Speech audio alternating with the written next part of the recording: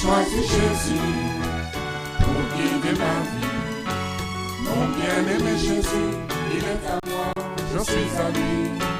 J'ai choisi Jésus pour guider ma vie. Mon bien-aimé Jésus, il est à moi, je suis à lui.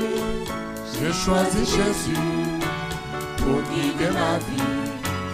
Mon bien-aimé Jésus, il est à moi, je suis à lui. J'ai choisi Jésus pour guider ma vie. Mon bien-aimé.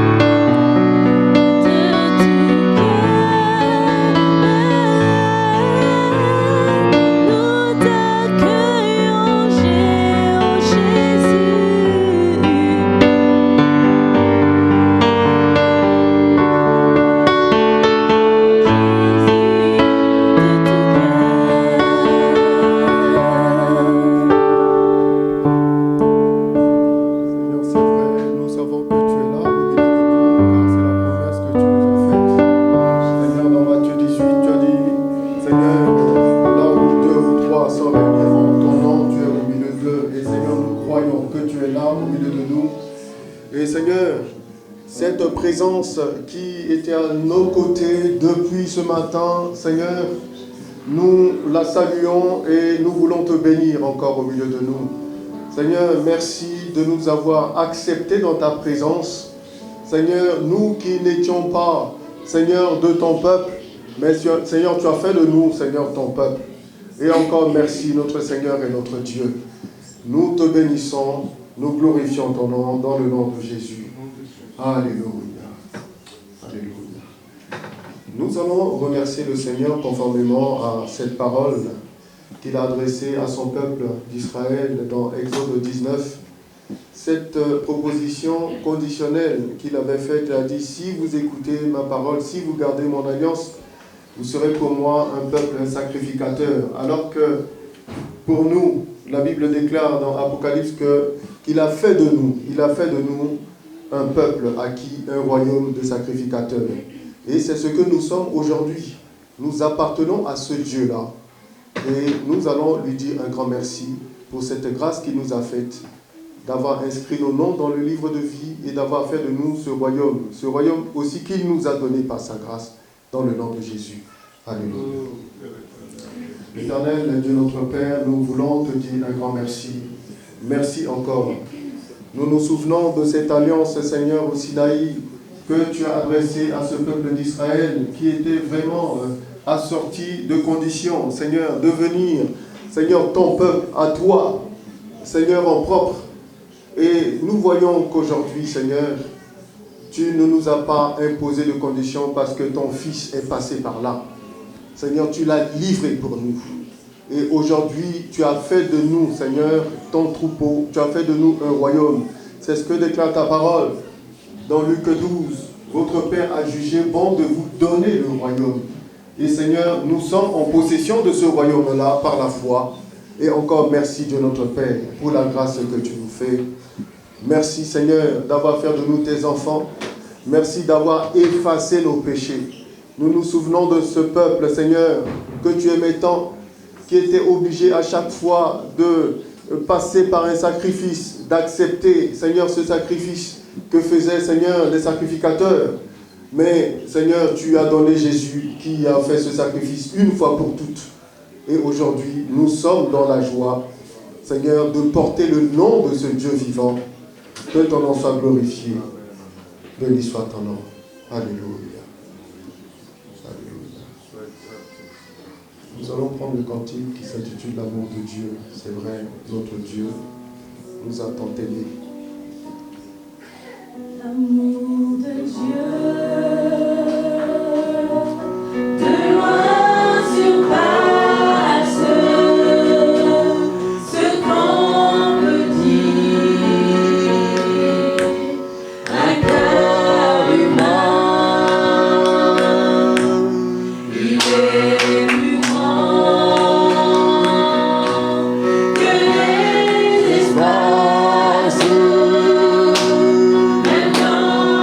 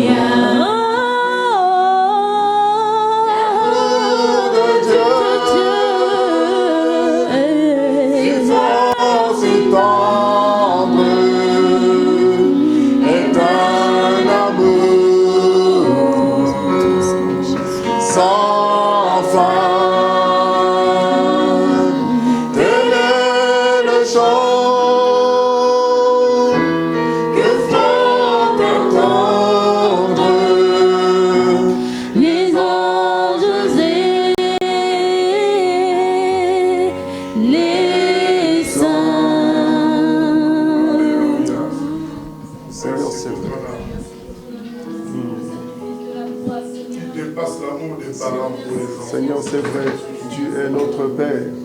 Seigneur, cet amour, nous ne serons jamais en mesure de le comprendre. Il est tellement grand, il est si immense que nous sommes confus, Seigneur, devant toi. Seigneur, que méritons-nous, nous qui n'avons rien fait, nous qui étions ennemis, Seigneur, de Dieu. Et il t'a plu de nous visiter, de nous rendre capables d'avoir part, Seigneur, à cet héritage céleste. Et Seigneur, encore un grand merci. Un grand merci. Toi qui es venu nous délivrer, nous qui étions captifs. Seigneur, toi qui nous as ouvert les yeux, nous qui étions aveugles. Et aujourd'hui, nous voyons clair, nous voyons la lumière, Jésus-Christ de Nazareth. Seigneur, lorsque nous voyons les grands de ce monde, Seigneur, qui se plaisent dans des honneurs, Seigneur, qui un jour vont disparaître, nous savons que, Seigneur, notre petite place nous convient si bien. Et cette place-là, Seigneur, nous ne voudrons jamais l'échanger, car nous savons que notre héritage céleste, Seigneur, nous attend. Que ton nom soit béni, notre Dieu, notre Père. Alléluia. Alléluia. Nous allons prendre le cantique « Tu es merveilleux ». Notre Dieu merveilleux nous a aimés. Alléluia.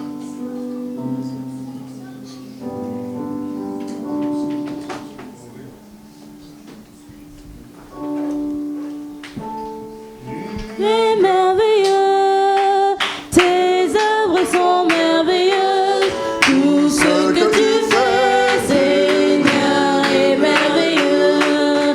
Tu es merveilleux, tes œuvres sont merveilleuses, tout ce que tu fais, Seigneur, est merveilleux. Tu es merveilleux, tes œuvres sont merveilleuses, Jésus.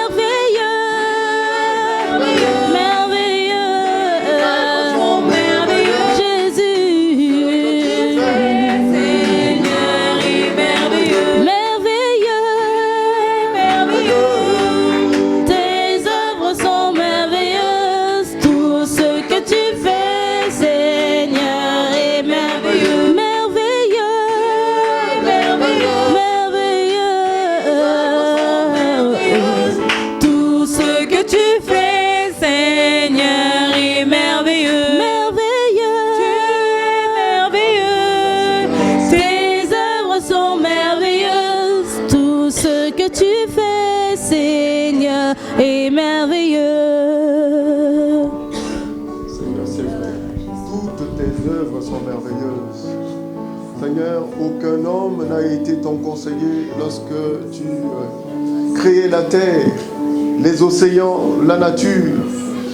Et Seigneur, nous qui sommes tes œuvres aujourd'hui, nous voulons te dire un grand merci. Seigneur, nous ne nous lasserons jamais de te dire merci pour tout.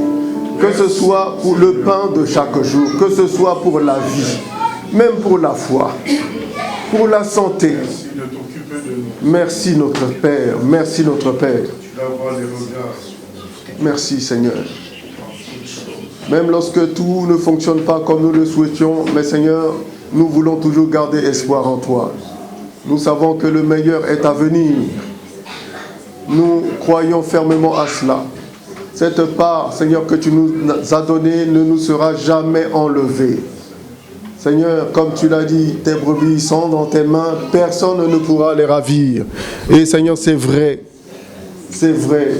Nous serrons cette promesse-là dans nos cœurs. Et encore merci de nous. Dans le nom de Jésus. Alléluia. Nous allons prendre ce cantique de ma voix, j'écris à l'Éternel. C'est vrai.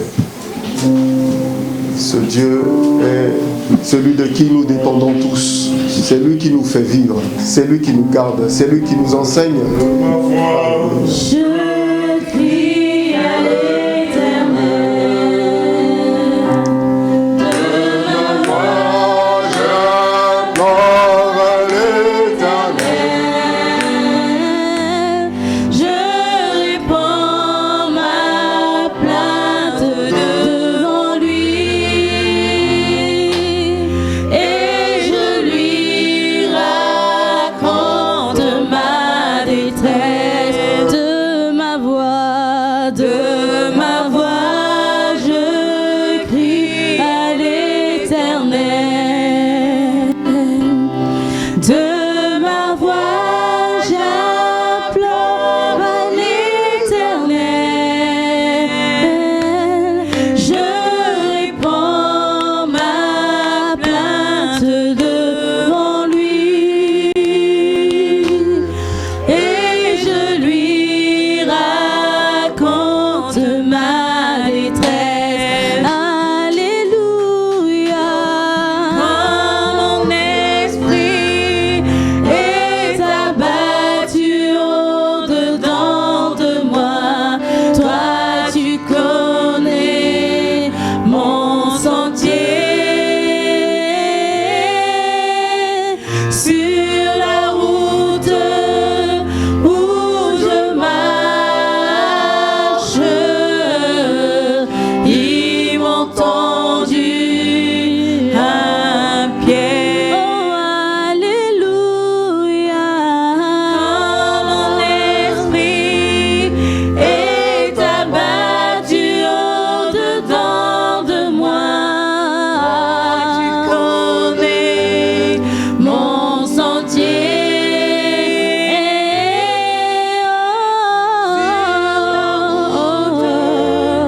Où je marche, ils m'ont tendu un pied.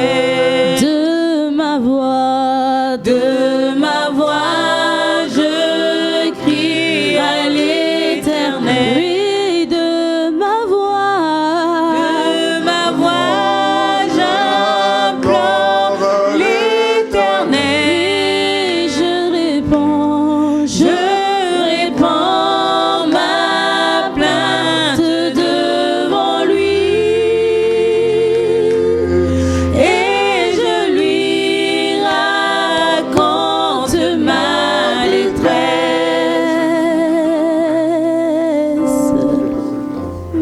Alléluia, Seigneur.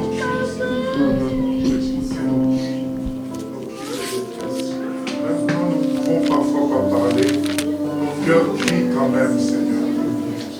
Écoute nos cris, entends le cri de nos cœurs et agis sur ton Église pour la purifier et l'amener à ressembler à l'image qui est là au ciel. Seigneur, c'est vrai, c'est toi qui accompliras toutes choses en nous. Toutes ces bonnes choses que la chair, que l'homme ne peut produire spontanément, naturellement. Et nous comptons sur toi, Seigneur. Nous nous humilions devant toi. Et Seigneur, tu connais nos cœurs, tu connais nos pensées. Seigneur, merci de nous visiter. Seigneur, de relever, Seigneur, ton peuple. Seigneur, nous qui nous approchons de toi, Seigneur, honnêtement. Seigneur, fais-nous grâce. Seigneur, accorde-nous la grâce, Seigneur, d'être comme des Nathanaël. Seigneur, lorsqu'il est venu au devant de Jésus, voici un Israélite en qui il n'y a point de fraude. Et Seigneur, nous te prions de nous faire grâce. Nous te prions de nous faire grâce. Qu'aucune fraude, Seigneur, ne serait-ce qu'un grain de fraude ne se trouve en nous.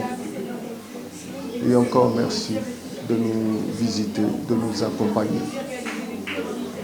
Alléluia.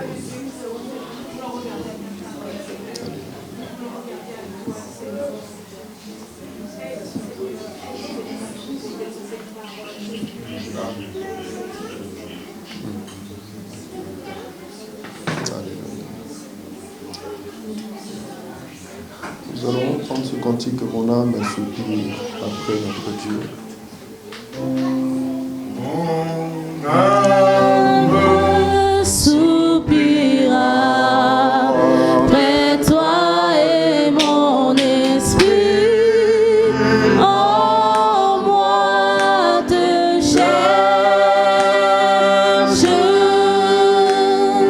Toi seul est le désir de mon cœur.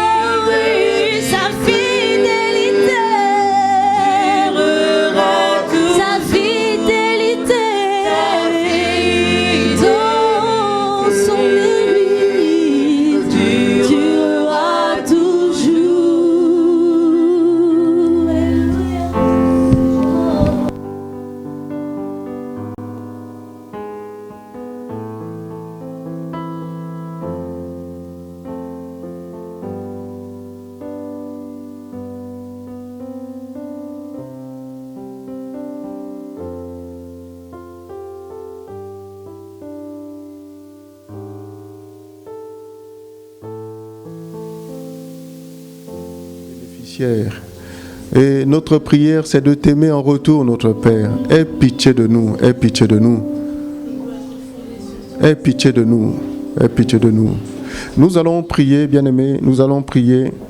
Nous venons de chanter l'amour du Seigneur et nous savons qu'il est immense. Et il n'a pas de limite. Il a manifesté cet amour-là envers nous. Et il s'attend à ce que nous l'aimions en retour.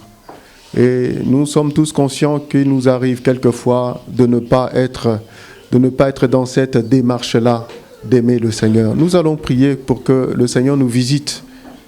Et si peut-être nous avons un genou à terre, comme David aussi l'a connu dans Psaume, qu'il a exprimé dans Psaume 51, verset 14, nous allons demander à notre Seigneur de nous redonner la joie de son salut, afin que nous continuions à le chercher, à l'aimer de tout notre cœur, au nom de Jésus. Éternel Dieu notre Père, nous venons à toi encore implorer, Seigneur, ta main puissante dans nos vies. Nous sommes tous témoins de cet amour sans limite que tu nous as adressé. Et donne-nous de t'aimer en retour. Seigneur, c'est ce que tu attends de nous. Fais-nous grâce. Incline nos cœurs, dispose nos cœurs à te rechercher honnêtement, et de rechercher la fidélité. Seigneur, aie pitié de nous. Aie pitié de nous et donne-nous que nos cœurs, Seigneur, soient envahis de ta présence et que nous ne regardions plus au passé, mais que nous regardions devant nous. Et que l'objectif unique que nous cherchons à atteindre, c'est Jésus-Christ de Nazareth. Merci de nous faire grâce. Et nous savons qu'avec toi, Seigneur, nous allons y arriver. Que ton nom soit béni, notre Seigneur. N'oublie pas ton Église, Seigneur. Cette Église pour laquelle, Seigneur, tu es mort. Oh, Seigneur, ne nous donne pas, Seigneur, de nous contenter de notre position actuelle. Loin de là, Seigneur. Donne-nous d'aller de l'avant, de rechercher la perfection. C'est ce qui nous est demandé. Et encore merci de rafraîchir ton Église dans le nom de Jésus. Alléluia. Nous allons prendre ce cantique, ceux qui se confient en l'Éternel. Alléluia. Ceux qui se confient en l'Éternel sont comme la montagne de Sion. Elle ne chancelle point, elle est affermie pour tous. Ceux qui se confient en l'Éternel sont comme la montagne de Sion. Elle ne chancelle point, elle est affermie pour toujours. Les montagnes entourent Jérusalem. Ainsi l'Éternel entoure son peuple. Les montagnes entourent Jérusalem. Ainsi l'Éternel entoure son peuple. Jérusalem, oh Jérusalem, Jérusalem, Jérusalem, oh Jérusalem, Jérusalem, Jérusalem. Ceux qui se confient en l'Éternel sont comme la montagne de Sion. Elle ne chancelle point, elle est affermie pour toujours. Ceux qui se confient en l'Éternel sont comme la montagne de Sion. Elle ne chancelle point, elle est affermie pour toujours. Les montagnes entourent Jérusalem. Ainsi l'Éternel entoure son peuple. Les montagnes entourent Jérusalem. Ainsi l'Éternel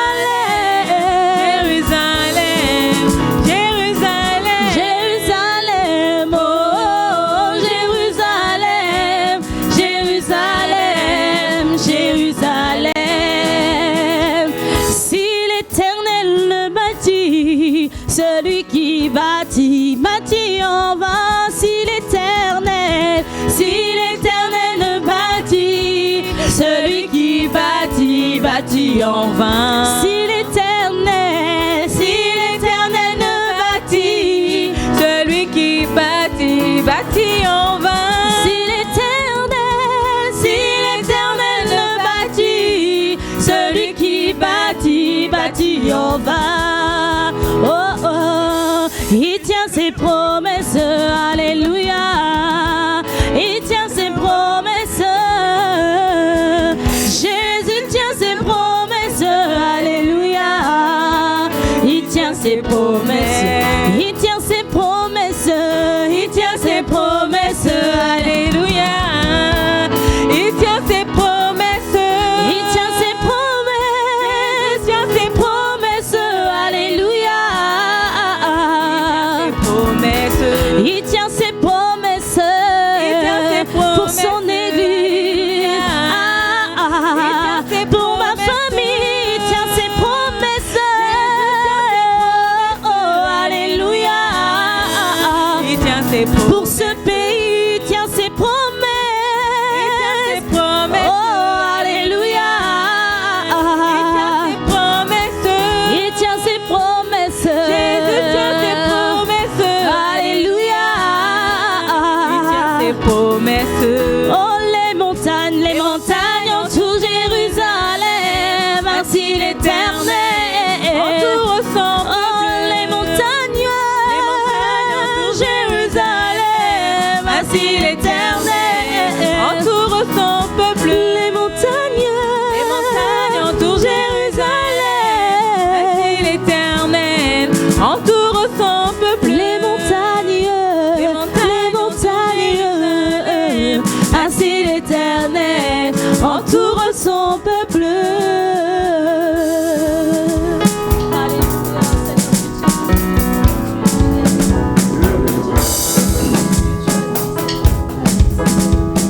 Alléluia. Seigneur, c'est vrai. Donne-nous de ne pas oublier tes promesses. Ce n'est pas parce que les vents de la vie sont de plus en plus impétueux que nous allons nous livrer aux doutes. Seigneur, au raisonnement, aux inquiétudes. Donne-nous de nous appuyer sur tes promesses. C'est Dieu, notre Père, c'est notre Seigneur Jésus-Christ qui les a faites. Et ce n'est pas un homme pour mentir. Et encore merci Seigneur, de nous amener à ne pas oublier, Seigneur, cette promesse. C'est toi qui bâtis ton Église. Et Seigneur, nous savons que rien ne pourra l'ébranler. Rien. Et encore merci de ce que tu nous rassures, de ce que tu renouvelles nos forces et de ce que tu nous donnes de penser à l'avenir, de penser à ceux qui, autour de nous, sont encore dans les ténèbres, qui ont besoin d'être éclairés par cette lumière que tu as mise en nous.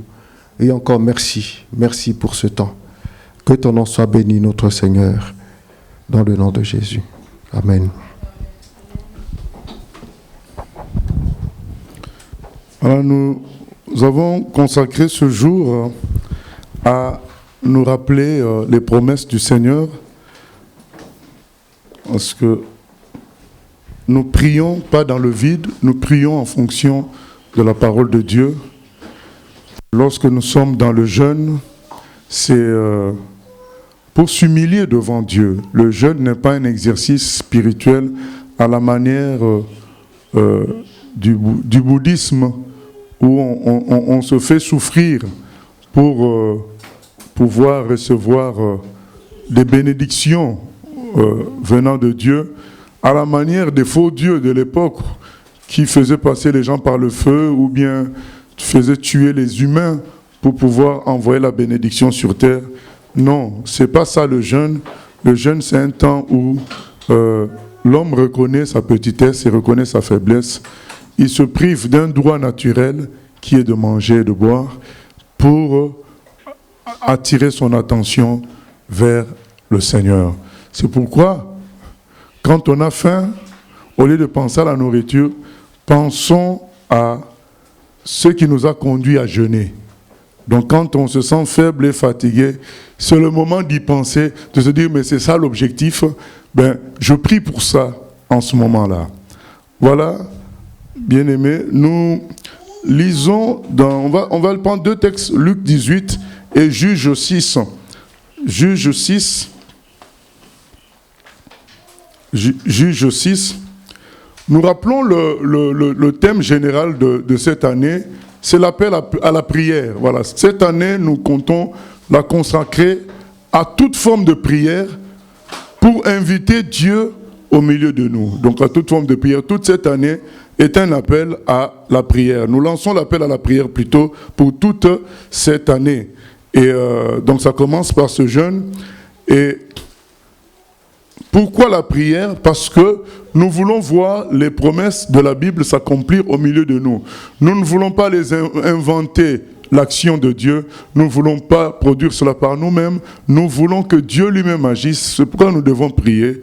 Et nous lisons dans Juge 6, il est écrit ceci au verset 11. « Puis vint l'ange de l'Éternel et il s'assit sous le térébinthe d'Ophra, qui appartenait à Joas, de la famille d'Abiézer.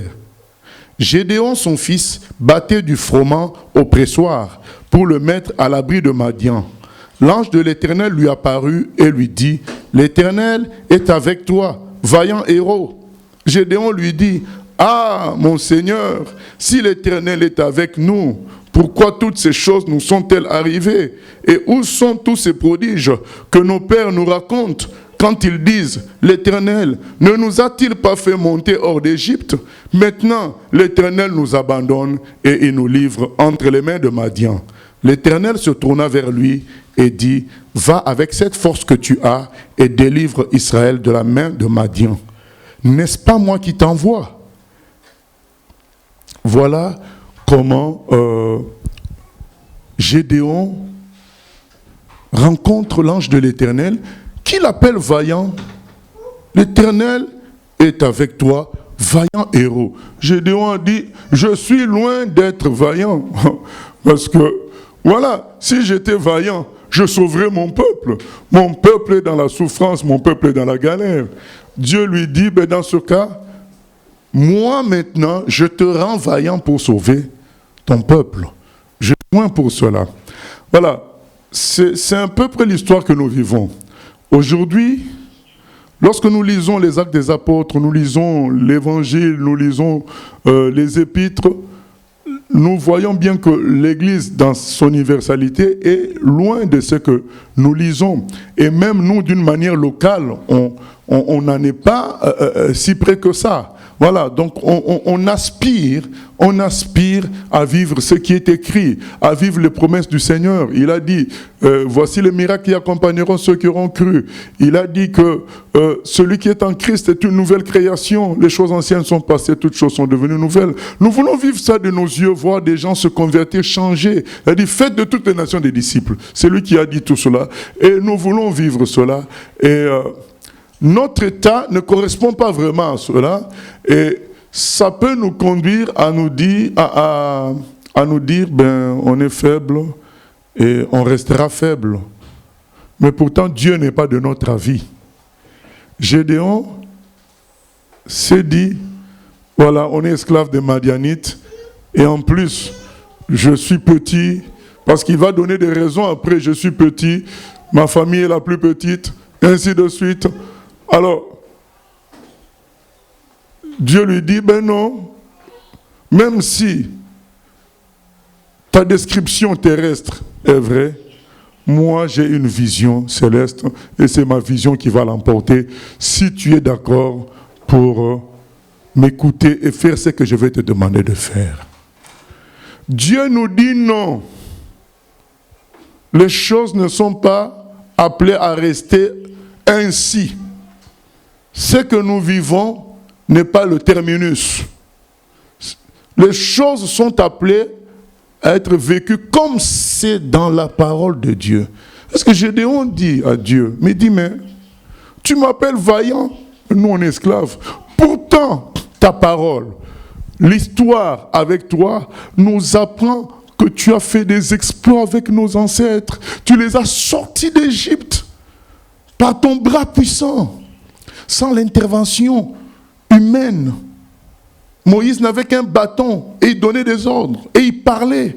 C'est la puissance de Dieu. Lui-même, il dit que je vous ai porté comme un aigle porte ses petits sous ses ailes. Je vous ai porté. Je vous ai sorti d'Égypte.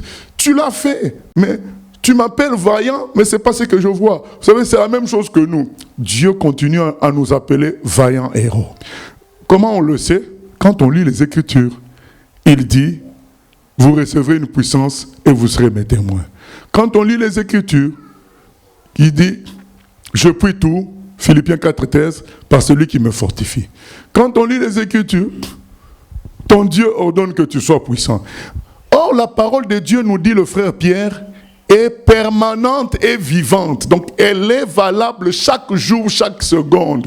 Donc, pendant que nous, on se lamente pour dire que ça ne va pas, Dieu, lui, continue à nous dire, vaillant héros. Maintenant, Gédéon dit, mais oui, mais vaillant héros, mais la réalité ne suit pas. Dieu dit, si ça peut changer, si toi, tu réponds à mon appel, tout ça peut changer, tu peux vivre cela. Voilà pourquoi nous jeûnons et prions.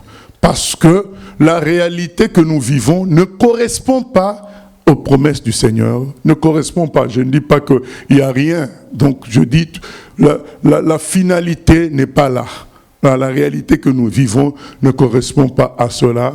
Et ça nous appelle à quoi? Ça nous appelle à aller à la prière. Parce que lui, Dieu n'est pas fatigué. Dieu est le même hier, aujourd'hui, éternellement. Quand il a dit aux apôtres dans Acte 1:8, vous recevrez une puissance, restez à Jérusalem, vous recevrez une puissance, le Saint-Esprit survenant sur vous, vous serez mes témoins. Qu'est-ce qu'ils ont fait? Il nous a dit qu'ils sont restés là, dans la chambre haute, à prier. Donc même Marie, la mère du Seigneur, était là. Ils étaient en train de prier pour que les promesses rejoignent la réalité. Et 10 jours après, c'était la Pentecôte. Donc c'est ça notre travail cette année. C'est ça notre travail pendant ces jours, c'est de prier. Là, pendant ces jours, nous allons prier que Dieu nous donne envie de prier pendant toute cette année, afin que les promesses rejoignent la réalité. Car Dieu n'est pas un Dieu de discours, il est un Dieu des actes. Il dit que la lumière soit et la lumière fut. Alors s'il a dit des choses sur nous, c'est pour que ça se réalise. Ce n'est pas pour que ça soit une légende. Et nous voulons consacrer cette année à cela. Et nous avons un exemple dans Luc 18. Il est question d'une veuve dans Luc 18 qui réclamait justice auprès d'un juge unique. Voilà, c'est Jésus qui nous raconte l'histoire. Il est écrit ceci. Jésus leur adressa une parabole pour montrer qu'il faut toujours prier et ne point se relâcher. Il dit, il y avait dans une ville un juge qui ne craignait point Dieu et qui n'avait d'égard pour personne. Il y avait aussi dans cette ville une veuve qui venait lui dire, fais-moi justice de ma partie adverse. Pendant longtemps, il refusa. Mais ensuite, il dit en lui-même, quoique je ne craigne point Dieu et que je n'aie d'égard pour personne, néanmoins, parce que cette veuve m'importune, je lui ferai justice, afin qu'elle ne vienne pas sans cesse me casser la tête. Le Seigneur ajouta, entendez ce que dit le juge inique. Et Dieu ne fera-t-il pas justice à ses élus qui crient à lui jour et nuit? Et tardera-t-il à leur égard? Je vous le dis, il leur fera promptement justice. Mais quand le Fils de l'homme viendra, trouvera-t-il la foi sur la terre? Voilà, Dieu dit, mais je suis dans la position de juge. Mais moi, je suis un juge bon. Mais regardez comment le juge mauvais s'est comporté devant quelqu'un qui a insisté pour que justice soit faite. Cette dame n'insistait pas pour que mensonge soit fait. Elle insistait pour que justice soit faite. Elle était dans son droit. Et nous, quand nous présentons la parole de Dieu à Dieu, il est écrit que toutes les promesses du Seigneur dans 2 Corinthiens chapitre 1er, toutes les promesses du Seigneur sont oui et amen.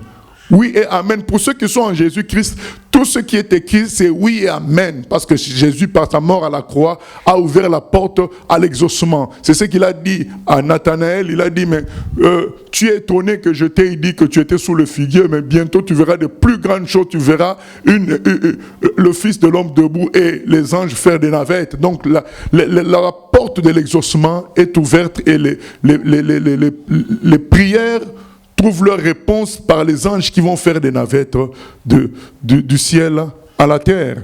Et le Seigneur dit, si le mauvais juge a exaucé la dame, à combien plus forte raison, moi qui suis votre Dieu, qui suis votre Père, moi qui suis aussi votre général, parce que nous sommes dans une armée. Mais comment le général ne va pas aider ses soldats pour gagner? Mais finalement, quel est son but? N'est-ce pas, son but, c'est de gagner? Donc comment un général peut priver ses soldats des moyens pour gagner alors que c'est lui qui les a enrôlés dans son armée? Il ne peut pas.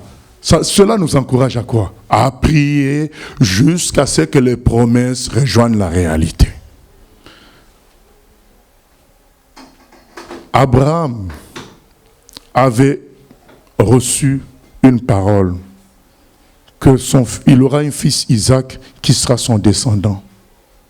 Et quand il a eu ce fils Isaac, il a reçu une autre parole qu'il faut le tuer. Est-ce qu'Abraham a hésité? Il n'a pas hésité parce qu'il savait que la deuxième parole, elle était vraie, qu'il fallait tuer Isaac, mais il savait aussi que quoi qu'il fasse, quoi que les gens fassent, la première parole était aussi vraie. Que son fils allait succéder à Abraham. Donc il s'est dit alors, si mon fils doit me succéder alors que je vais le tuer, forcément Dieu va faire quoi? Il va le ressusciter.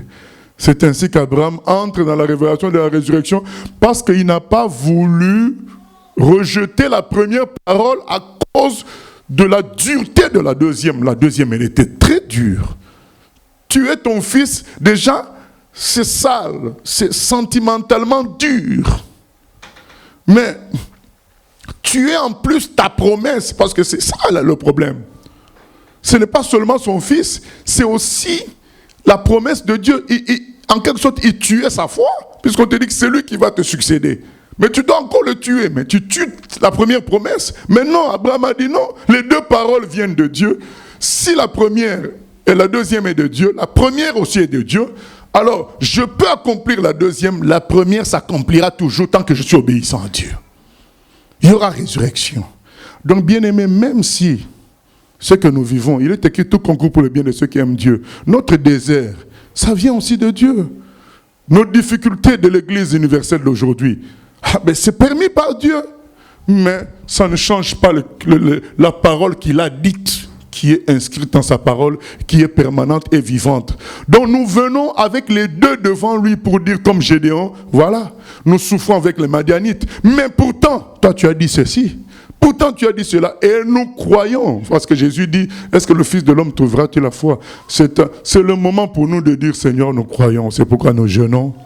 Nous croyons, c'est pourquoi nous prions. Seigneur, nous savons que tu es Dieu. Ta parole est permanente et vivante. Elle va s'accomplir au milieu de nous. C'est pourquoi nous t'invoquons, ô Éternel. C'est pourquoi nous crions à toi. Voilà, bien-aimés, la direction que nous prenons pour cette année et pour ces 5 jours. Je vais lire quelques promesses que nous avons dans la Bible. Il y a par exemple Apocalypse 1, 5, 6 qui fait de nous tous des sacrificateurs. C'est-à-dire que chaque chrétien est appelé à être, opérationnel dans l'œuvre de Dieu. Il n'y a pas d'assisté. Tout le monde est appelé à être sacrificateur. Aujourd'hui, il y a comme des vedettes qui prêchent et des assistés. Non, Dieu nous appelle tous à être des sacrificateurs. On voit la démonstration de cela dans les actes des apôtres. Tous les chrétiens étaient actifs. Travailler, agissait pour l'avancement de l'œuvre de Dieu. Ce n'était pas que quelques personnes. D'ailleurs, ceux qui ont fait les grands exploits, on les voit dans la logique du nombre. Il y a Étienne et il y a Philippe.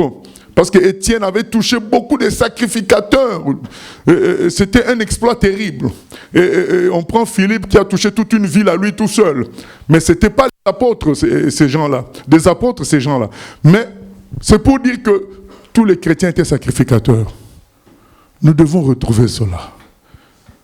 Nous devons retrouver cet état-là où tous nous devenons des sacrificateurs. Chaque chrétien dans son immeuble est très efficace.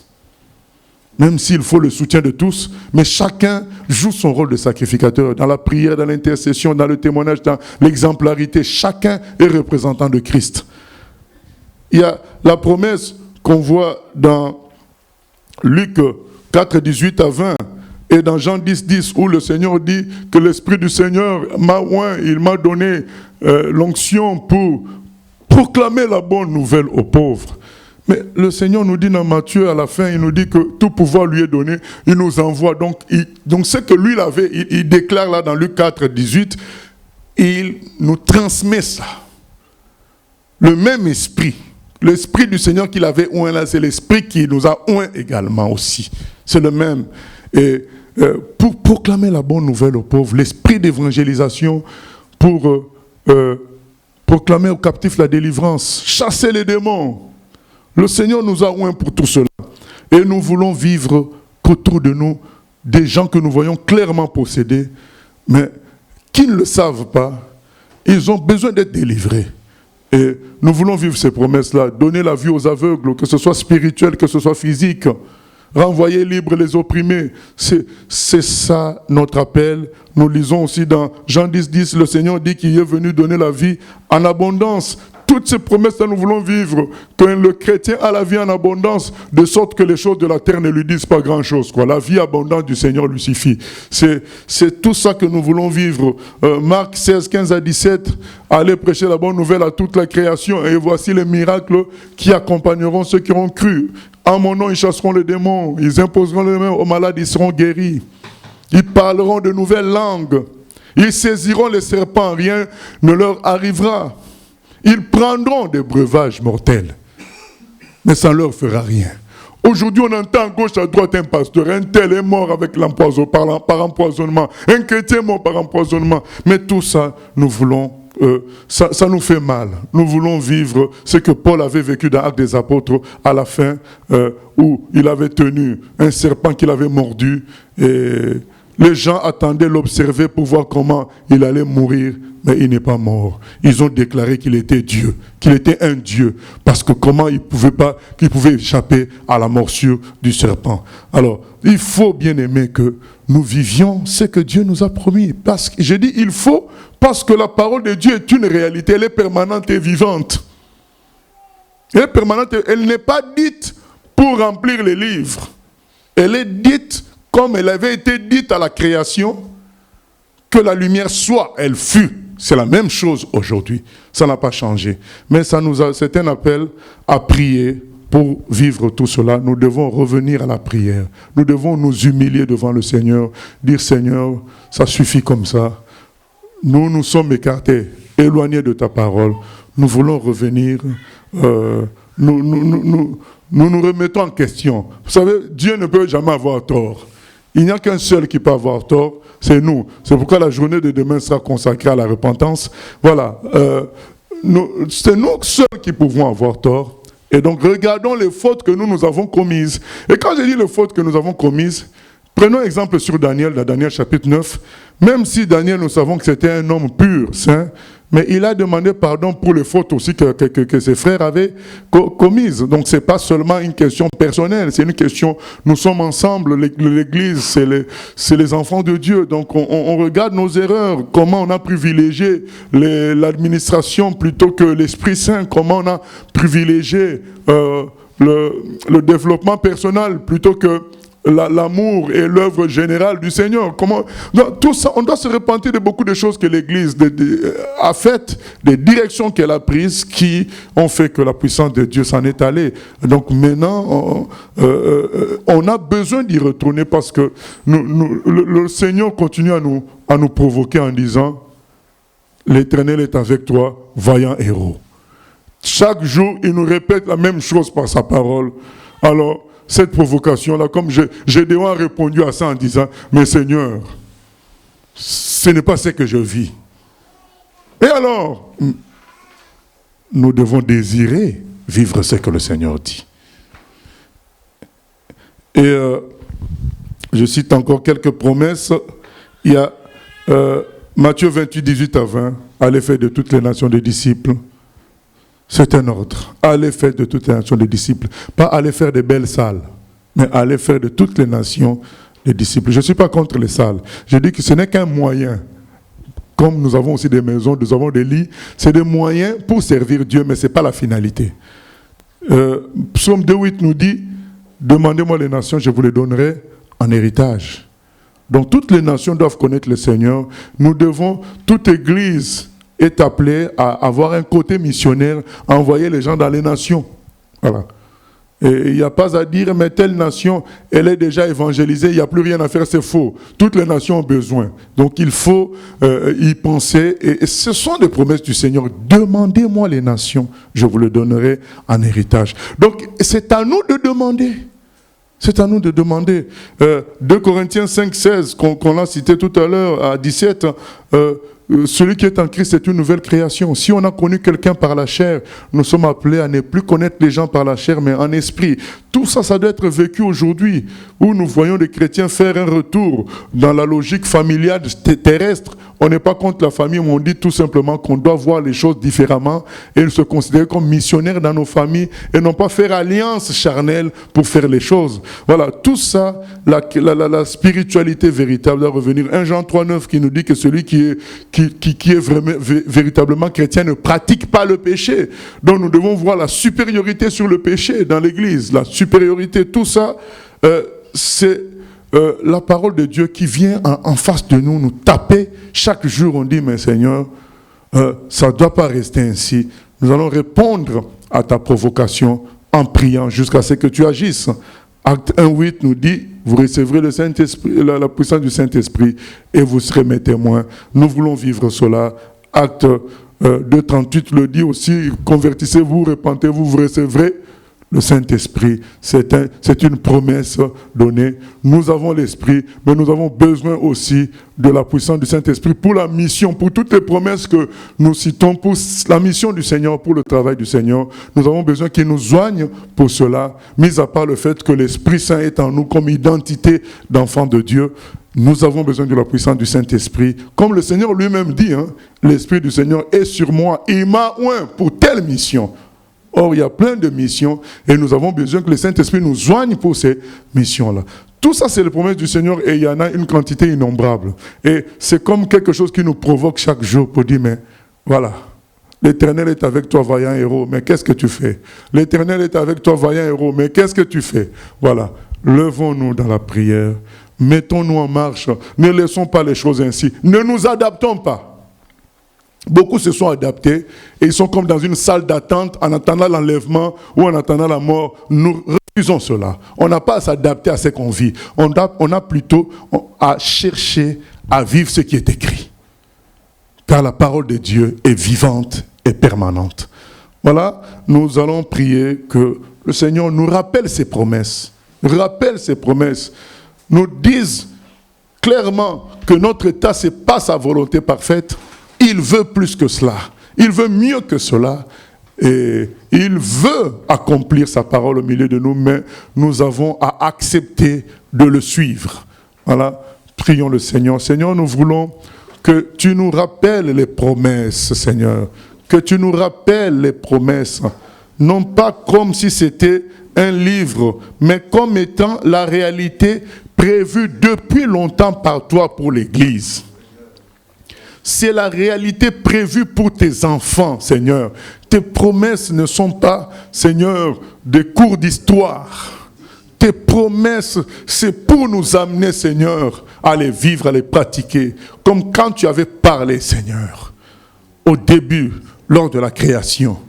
Et comme quand le centenier romain dit, dis seulement une parole et mon serviteur sera guéri. Aujourd'hui encore, nous croyons que ta parole est vivante. Et elle veut prendre vie en tous ceux qui croient. En tous ceux qui croient, Seigneur. ta parole veut prendre vie. Alors nous prions, Seigneur, que tu relances notre foi en ta parole, que tu nous rappelles toutes tes promesses, que tu nous parles, Seigneur, que nous réalisions que ce sont des promesses adressées à chacun d'entre nous. Ce n'est pas des promesses pour une époque, ce n'est pas des promesses pour certains individus, mais c'est des promesses pour nous tous. Oh Seigneur, que nous rejetions toute forme d'adaptation, Seigneur, qui nous amène à nous contenter spirituellement et attendre juste d'aller au ciel. Non, Seigneur, il y a tant de personnes qui meurent sans connaître l'évangile. Seigneur, nous avons tous été choqués par cet homme multimillionnaire, populaire, puissant, jeune, qui est mort dans l'hélicoptère, Seigneur, dans un accident d'hélicoptère. Oh Seigneur, on se dit, mais qui prêche l'évangile? Qui parle? Oh Seigneur, nous voulons que ton peuple se lève, Seigneur. Nous voulons que ton peuple se lève. Agis, Seigneur. Dieu a une armée qui se lève pour lui obéir. Dieu a une armée qui se lève pour le servir.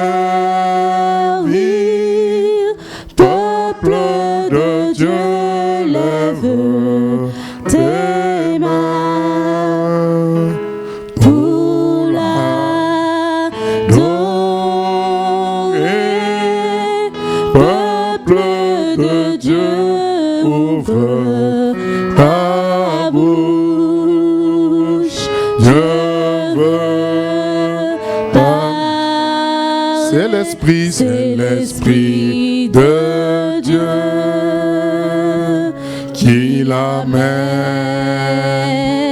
qui mène. C'est pas, c'est l'Esprit de Dieu qui l'entraîne au combat. Peuple de Dieu, lève les mains pour l'adorer. Peuple de Dieu, ouvre ta bouche. Dieu veut parler.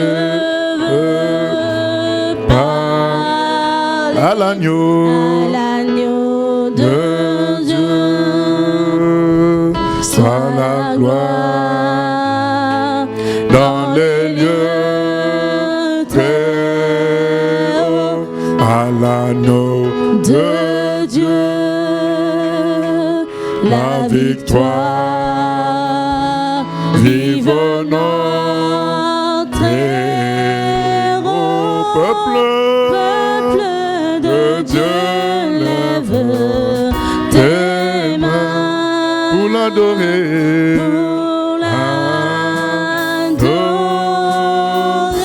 Peuple de Dieu, ouvre ta bouche. Dieu veut parler.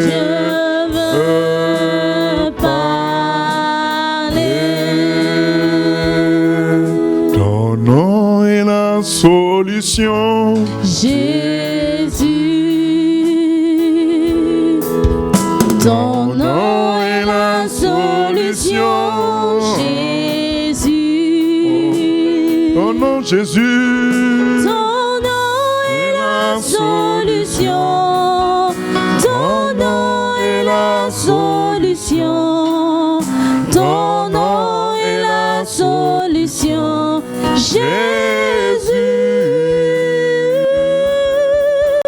ton nom est la solution. Ton nom est la solution. Ton nom est la solution. Jésus. Oh Seigneur, c'est sur toi que nous comptons, Seigneur.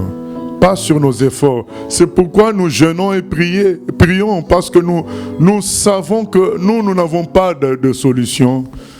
Toi seul qui as la solution, nous venons t'implorer, Seigneur. Visite ton Église, Seigneur. Rétablis-nous, Seigneur, dans ta bonté. Au nom de Jésus, nous sommes perdus, Seigneur. Comme Gédéon et les autres étaient perdus, nous aussi nous te disons, nous sommes perdus. Oh, nous avons besoin que tu nous relèves, Seigneur. Seul ton esprit peut le faire. Rétablis-nous. Par ton Esprit Saint, Seigneur, rétablis-nous. Alléluia. Seigneur, merci pour cette première journée. Nous te confions, Seigneur, la journée de demain et les autres jours. Soutiens-nous, parle-nous, conduis-nous, Seigneur. Que chacun te rencontre réellement. Et protège-nous de tout mal. Nous purifions, Seigneur, tout ce que nous allons partager. Et nous te bénissons pour ta fidélité. Au nom de Jésus. Amen. Nous tenons aussi à nous excuser auprès des internautes pour le retard technique. On ne pouvait pas être branchés. Il y avait des difficultés techniques. Voilà. Nous espérons que demain, ça sera à 18h juste. On sera là. Voilà. Que Dieu vous bénisse aussi. Et à bientôt. À demain.